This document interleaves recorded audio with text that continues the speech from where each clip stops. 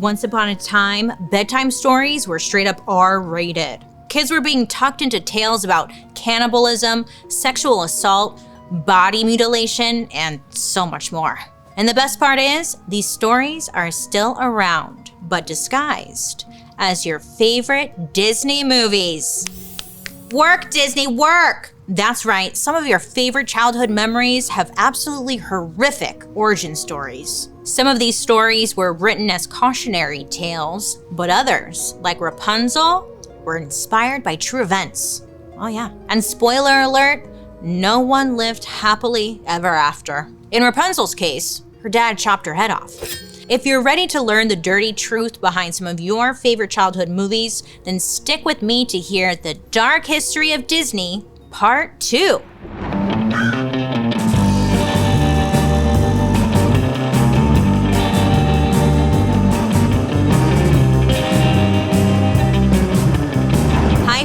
I hope you're having a wonderful day today. My name is Bailey Sarian, and I'd like to welcome you to my podcast, Dark History. Here, we believe history does not have to be boring. It might be tragic, it might be happy, but either way, it's our dark history. Before we get into today's story, don't forget to like and subscribe. I come out with that hot, juicy history goss every week. And plus, let me know what you think. I love hearing from you guys in the comment section. Now let's get into today's story, huh? Or should we take a moment? If you're watching over on YouTube, Paul is dressed as Alice from Alice in Wonderland. Girl, you look so cute.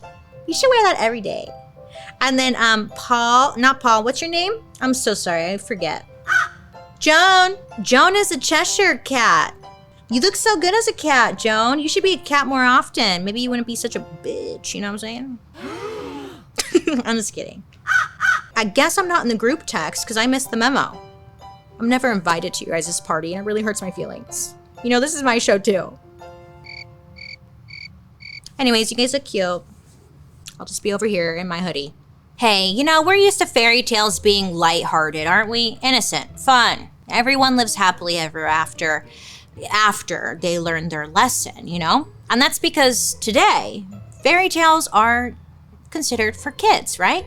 But it wasn't always that way. Nay. Back in the day, adults told each other stories because that was just how they entertained each other, really. There was no TV, no books. But even after books became available to the masses, not everyone could read. John Updike, a famous author, said that adult storytelling back then was, quote, the television and pornography of their day.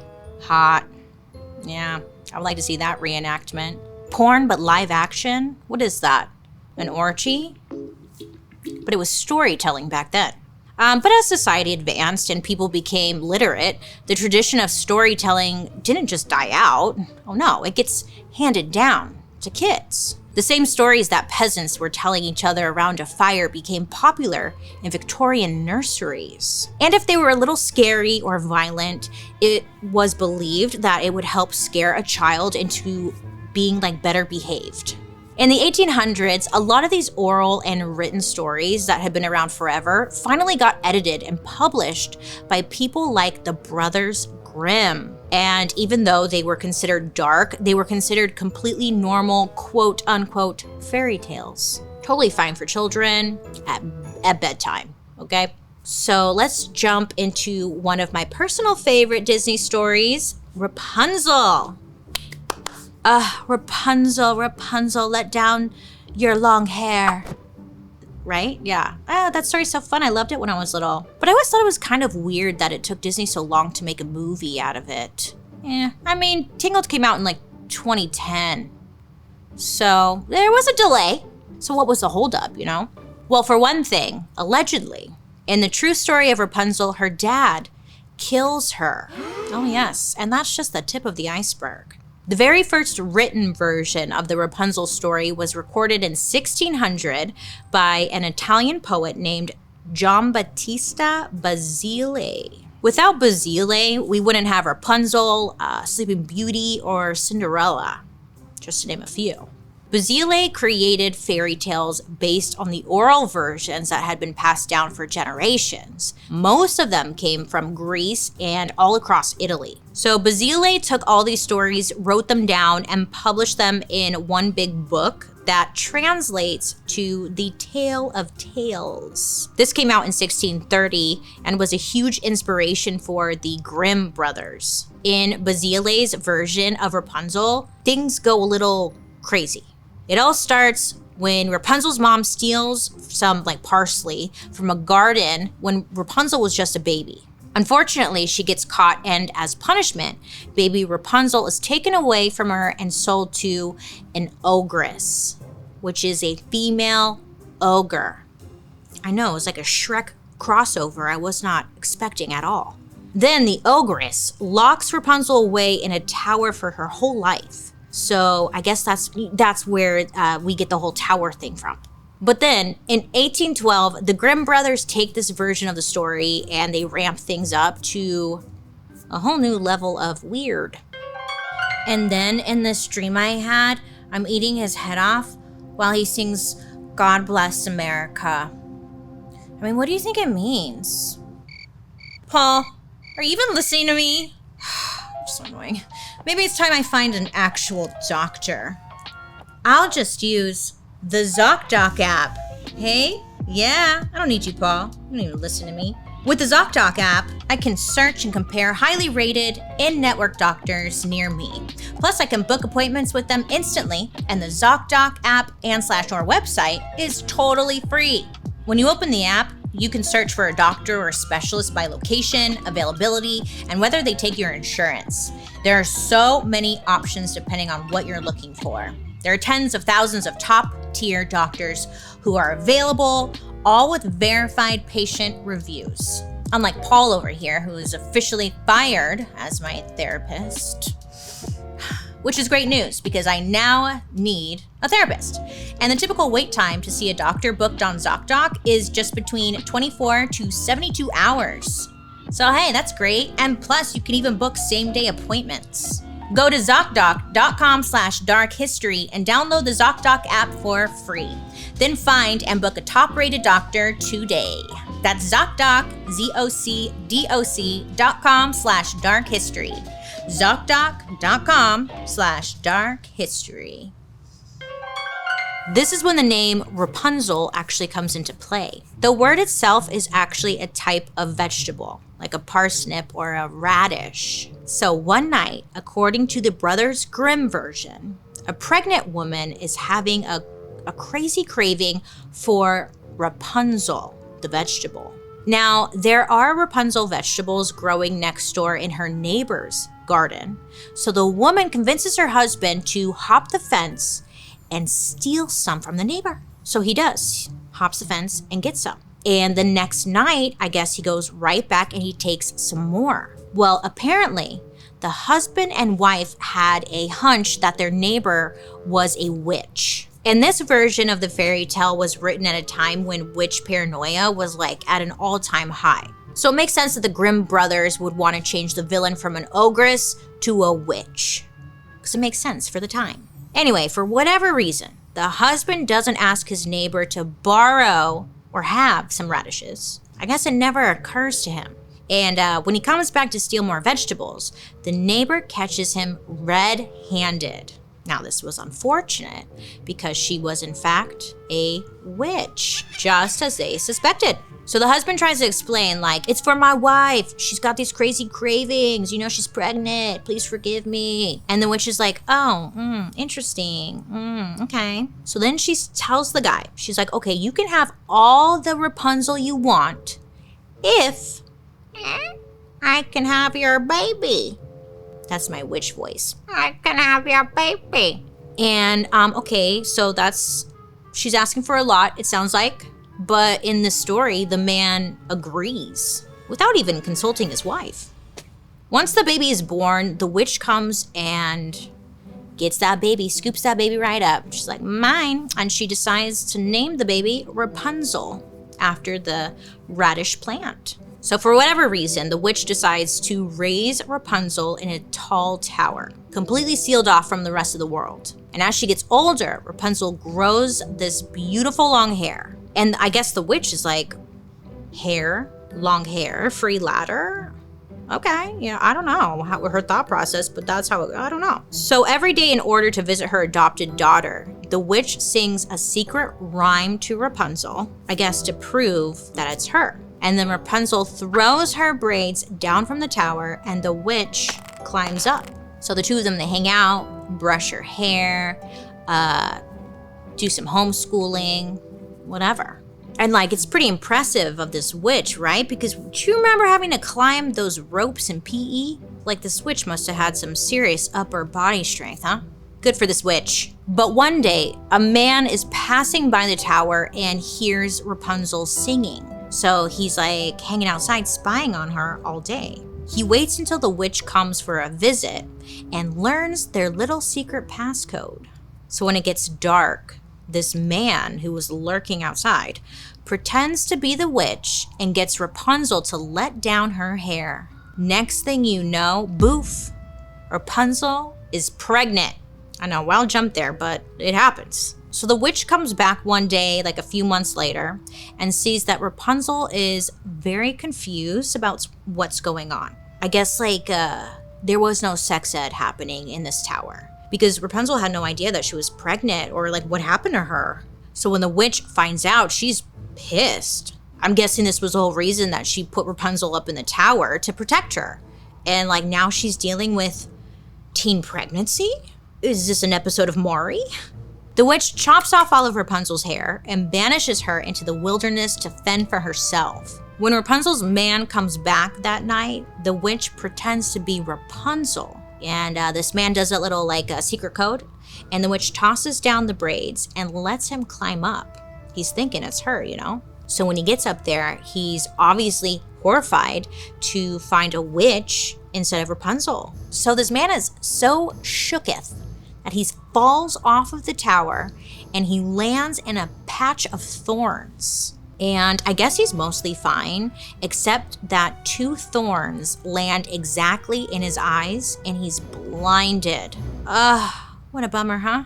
Meanwhile, Rapunzel's out fending for herself in the woods, and she ends up giving birth to twins. And she's out there just raw dogging it, just trying to guess, what do I do? She's in the woods. Prince is blind. So the blind prince is wandering around for years before he finally hears Rapunzel singing, and they are reunited. She cries. I guess because she's happy. She's crying, and the tears magically restore his sight. The original true story that inspired all of these versions of Rapunzel was actually about a girl named Barbara. Now this is factual. Barbara is just a beautiful girl with a rich dad named Dioscorus. So yeah, I guess no men were even allowed to look at Barbara without an interview from Dioscorus. So Dioscorus is Barbara's dad. And again, the year is 1275 and this girl's name is Barbara.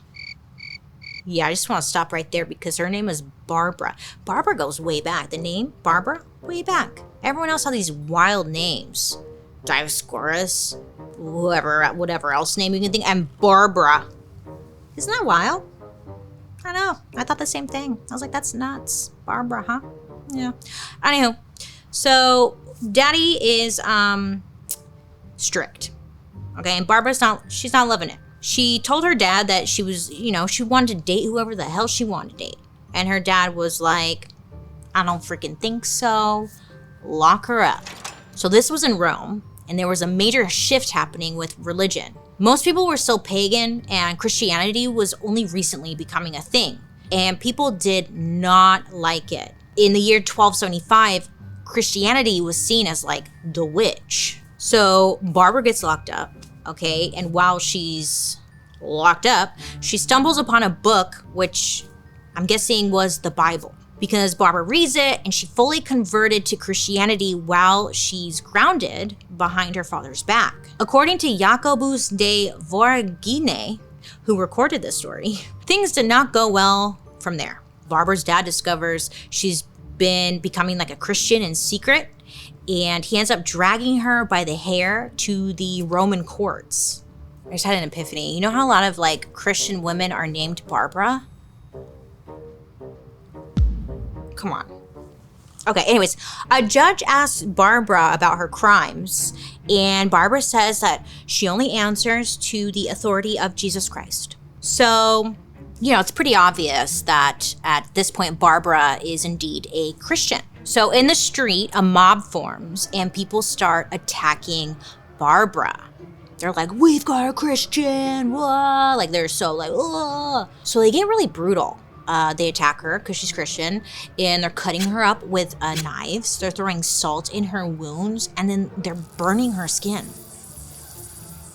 A bit much, right? So I guess Barbara is like fighting for her life when she sees her dad approaching, and she's like, oh my God, Dad, like, please help me. Daddy, help me. So he picks up his sword.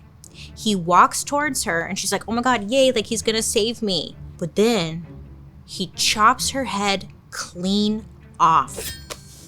Wow, all right. So between that and the teen pregnancy, I guess I could see why Disney maybe took their time adapting this one, huh? Now I was sitting here thinking, like, what's the moral of this story? I don't know. Here, I'm just gonna throw some ideas at you. Tell me if it hits. Maybe the moral of the story with Rapunzel is like, respect your elders. Don't get pregnant. Barbara is an old name. Moral of the story? It's been around for a long time, huh? That's the moral of the story. We've had Barbaras for way longer than we even think. Honestly, I think Disney should have went with the OG and like chopped her head off. That's wild. That's fun. Listen, the other day I was in a mood. I was on one. And I decided I'm spending too much time staring at screens and not enough time outside touching grass. So I was like, F this, like, I don't want to do this anymore. Off with their heads. I was ready to cancel every streaming subscription I had. But here's the thing, I realized I had so many that I couldn't even remember them all. How do you keep track of all of them? It was so frustrating. And then I had an idea. I was like, hello, why am I not thinking about Rocket Money to take on this hefty task?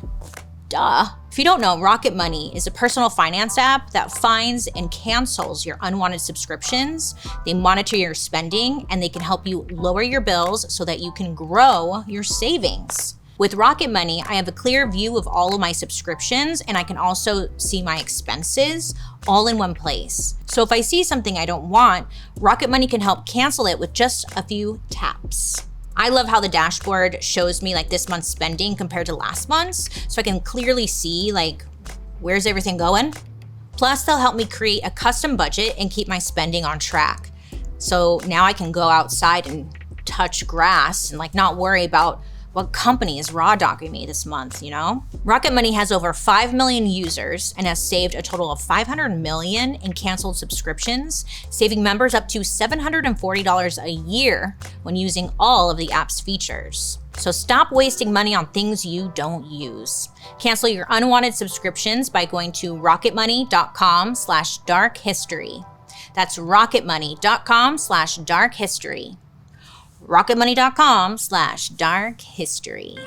Now the next story, I think it's of a lot of our favorites. Maybe it's not, but it was one of my favorite movies growing up, or Disney movies growing up. It has a hot prince, it has little fairies, and a crow sidekick. I know, I was thinking about this, Jonah. I was like, maybe this movie had a bigger impact on me than I even realized, because I have a crow sidekick. I know! Isn't that something? I'm talking about Sleeping Beauty. I do like to sleep, huh? Yeah! I know, the scene where her dress keeps changing colors. Well, we're here, so surprise, surprise, none of that was actually in the original story. The original version of Sleeping Beauty was written in the 1600s by our guy Giambattista Basile, the guy who inspired the Grimm brothers. Back then when Basile wrote it down, this fairy tale was called Sun, Moon, and Talia. And I guess it had been around for years. Now, just like the Sleeping Beauty you and I know, it starts with the birth of a princess. But this one's name is Talia. So when Talia is born, some wise men show up and predict that Talia is in big trouble. They see something horrible in her future. A splinter. That is pretty horrible. Have you ever gotten a deep splinter? That shit hurts. But anyways, specifically a flax splinter, which is like a grain used to make clothes. Flax? I don't know. But I guess, flax splinter, it's gotta suck. So the king is like, no flax in the castle, period. He wants to protect his daughter. But just like the Disney version, the princess finds herself in a weird room in the castle one day, and she finds an old woman spinning thread with flax. Somehow, Talia gets the splinter and drops dead. Bummer, I know. Her dad, the king, devastated. He abandons the whole castle with his dead daughter locked away inside. I guess 100 years go by, and a random king from another kingdom is passing by the castle and decides to go inside. He's like, oh cool, abandoned castle, let's check it out. So he goes inside, he's like looking around, and this guy, the king, he finds Talia, who has been assumed dead for 100 years. And this king is like, oh my God, she's so beautiful. And he's like absolutely captivated by her beauty. But instead of like giving her true love's kiss, like Prince Charming, this king has sex with her, rapes her. You know what I'm saying? I think it would be called necrophiliac, right? Necrophilia? I think that's what they call it. Yeah, that's what they call it. But sure, guy. But then here's the twist. Talia is actually not dead. She's a zombie. I know. She, I guess, essentially was in a coma. So after this incident, she gets pregnant and gives birth to 2 twins 9 months later. The fuck is going on? I know. I don't know. These people were wild back then. Stories were weird. Mind you, she gives birth and all this stuff all while she is still unconscious. I don't know. It's like a twilight birth, really. But she gets lucky, I guess. One day, one of her babies was having trouble finding her nipple. So I guess the baby went for the next best thing, her fingers. So the baby is sucking on that finger, and I guess it's the cursed, like, splinter finger. Okay, so the baby sucking on it, and this baby is able to suck out the poison or the curse splinter situation that was in Talia's finger. This is the weirdest story I've ever heard. I know. The baby sucks it out, and this wakes Talia up. Now, ain't that some shit? Just imagine getting a splinter one day, and you wake up 100 years later. You now have 2 babies, twins, and everyone you know is dead. It's just like, what year is it? I'm not even sure what I'd do, actually. Well, at some point, Talia names her kids Sun and Moon. And we're not sure like exactly when she does this because she's been asleep. So maybe when she woke up, she's like, oh my God, Sun, Moon, that's your names. Now here's a crazy coincidence. Around this same time, the Predator King comes back to visit Talia. He's like, I'm gonna see if she's still there and have sex with her. And surprise, he's like, bummer, she's awake. Damn it, yeah. And she has babies now. Are those mine? Fuck. Responsibility. The problem on top of the problem here is that the king at this point was already married. And when his wife finds out what had happened and what he did, she obviously was pissed. So the queen comes up with an evil plan. She orders their cook to kill the twins while Talia isn't around, and then have them cooked and fed to her husband, the king, unknowingly. That'll teach him a lesson. I guess, as the story goes, the cook didn't have it in him to do this, Instead, the cook kills a goat and serves that instead. The king's wife somehow finds out, she's pissed, and she decides that she now has to kill not only these babies, but also Talia.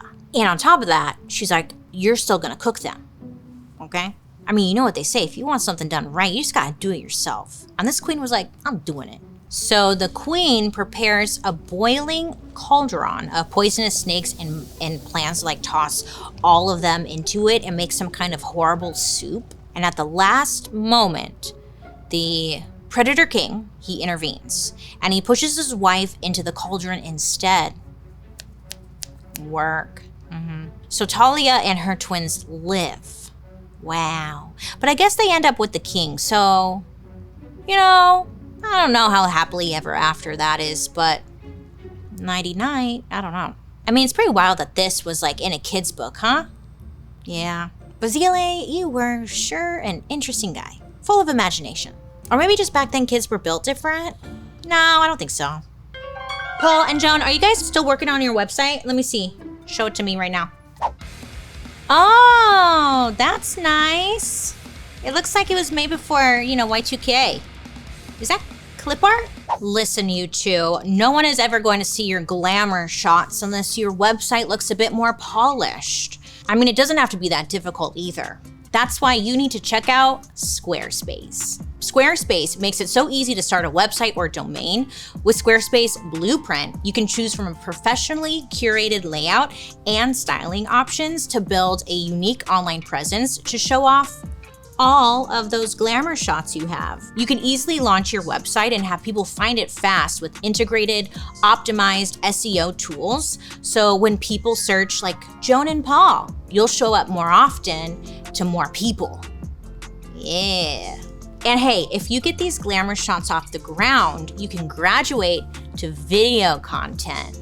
With Squarespace, you can upload videos, organize your video library, and showcase your content on beautiful video pages. And to get more eyeballs on your site, you can connect major social and multimedia accounts to your site in just a few clicks, as like icons, direct links, or even embedded feeds. So start the website you've always wanted, the easy way, with Squarespace. Check out squarespace.com for a free trial. And when you're ready to launch, go to squarespace.com/darkhistory to save 10% off your first purchase of a website or domain. This next story is a classic, and it's referenced to this very day. And it's actually like the very first Disney movie about a fairy tale. And it came out in 1937. Again, it was like based on the original fairy tale from 1812 by the Brothers Grimm.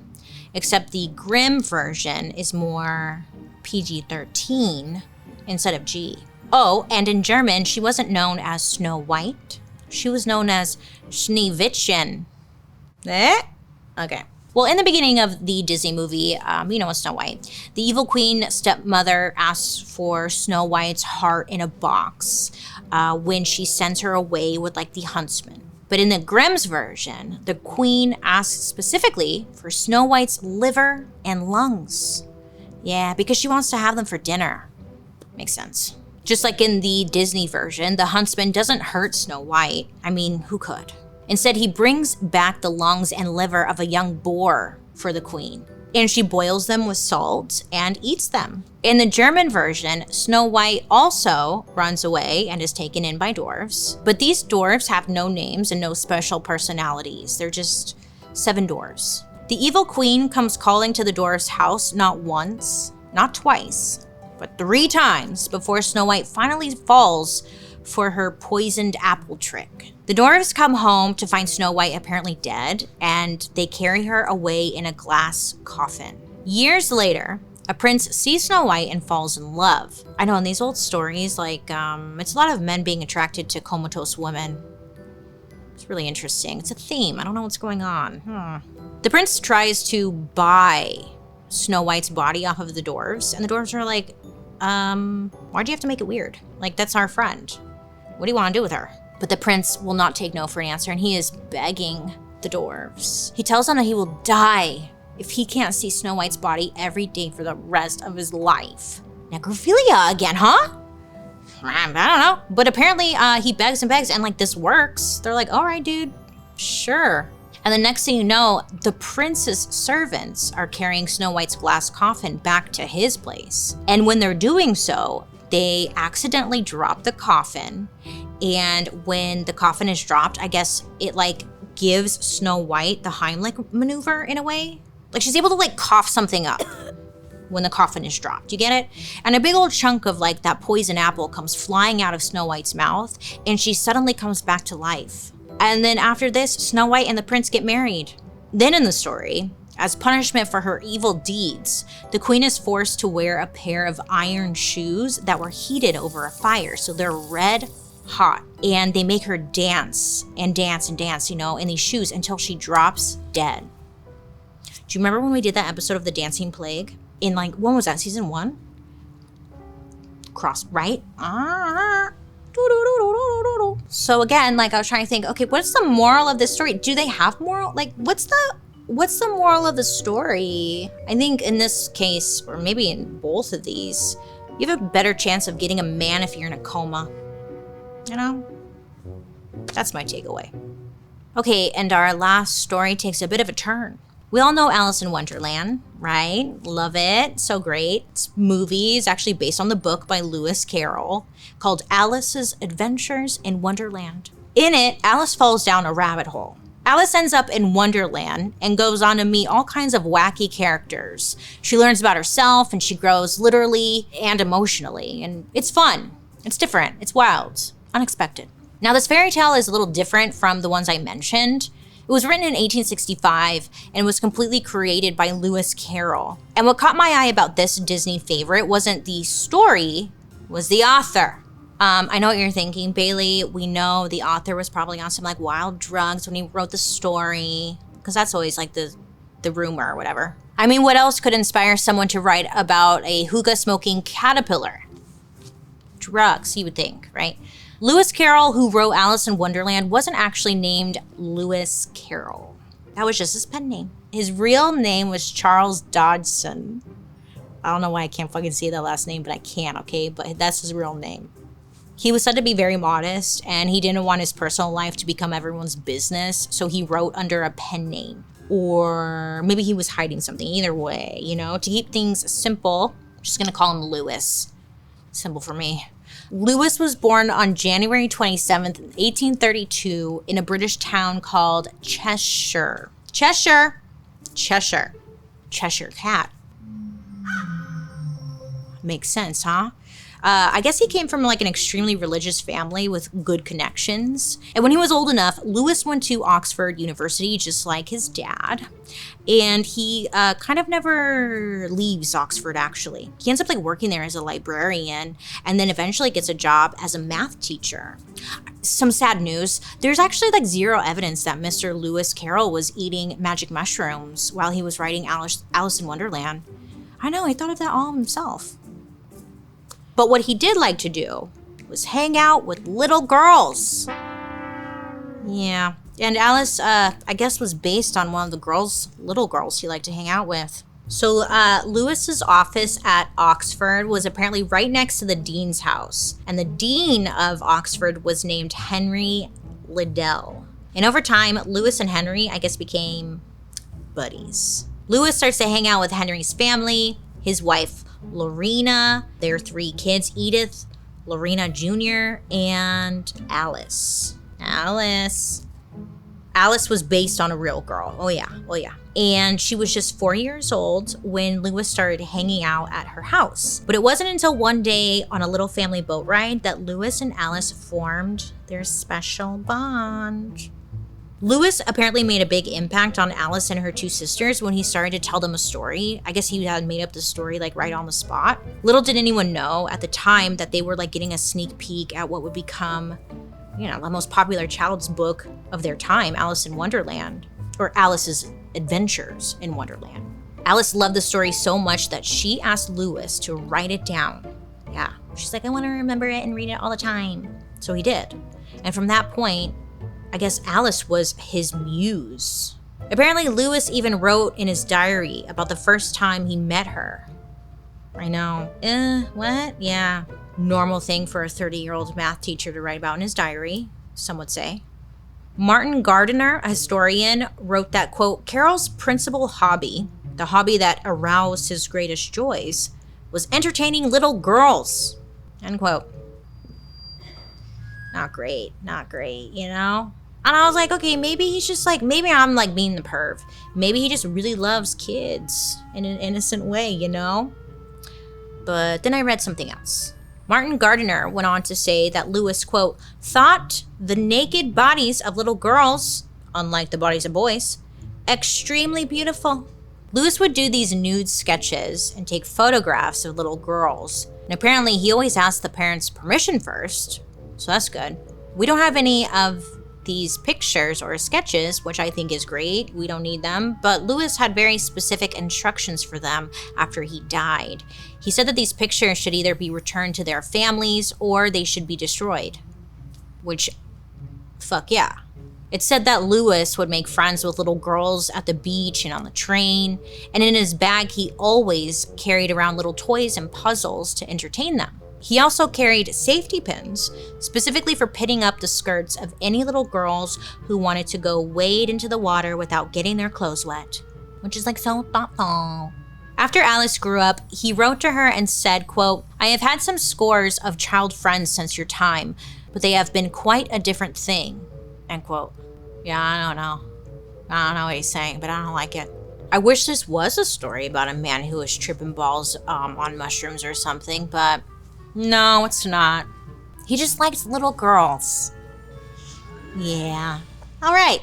Looking back at everything we've learned today, Disney definitely added some flavor, cleaned things up a bit. They were heavily influenced by these stories, right? They just, didn't follow them all the way through. It's interesting the way Disney adapted these stories. They took a story that featured a creepy predator king from Sun, Moon, and Talia and made him Prince Philip in Sleeping Beauty. They took the creep guy who was outside of the building in Rapunzel and made him into Flynn Rider in Tangled. Oh, and then in Snow White, of course, like the random prince who takes Snow White's body. In Disney, he becomes Prince Charming and he rescues her.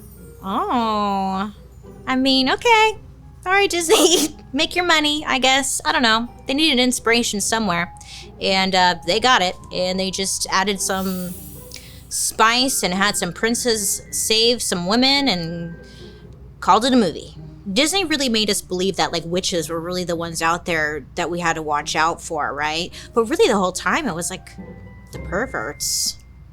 I don't know. Anywho, speaking of disturbing stories, did you guys hear about those people who died because they drank that caffeinated lemonade? You hear about that? That's some wild shit. I read that story as I was drinking a Red Bull. Not funny, but like I was like, oh shit. But it made me realize like I don't really know anything about energy drinks. I mean, where did they come from? It seems like just one day they like popped up and now there's so many of them, right?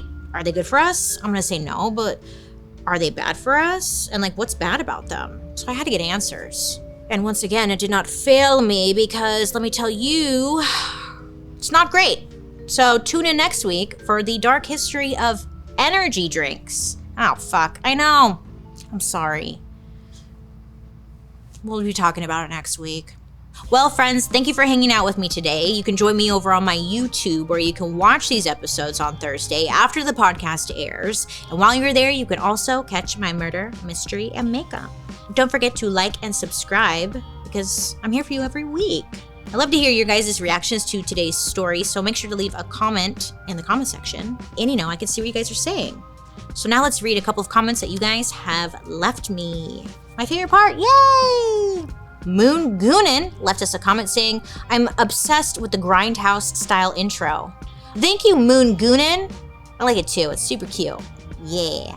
Leah Kinnery Perez 5137 left us a comment saying, "My granddaughter got me into watching you." Love that. I'm 59 years old and I have learned way more about dark history from you than I ever did in school. Miss Leah, that is such a huge compliment. Thank you so much, and shout out to your granddaughter.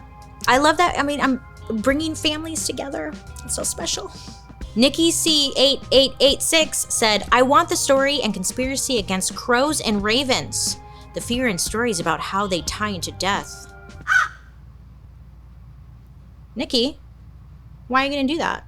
Nikki, I've been obsessed with crows, and the disrespect. Kind of like pigeons. Did you watch her pigeon episode? Well, if you didn't, go watch pigeons, because it's kind of similar.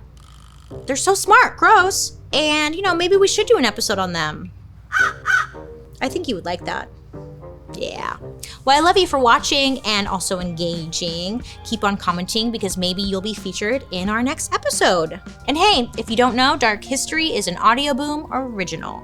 I want to say a special thank you to our expert, Anne Duggan, professor of French and fairy tale studies. And I'm your host, Bailey Sarian. Have a good day, make good choices, and I'll be talking to you next week. Goodbye.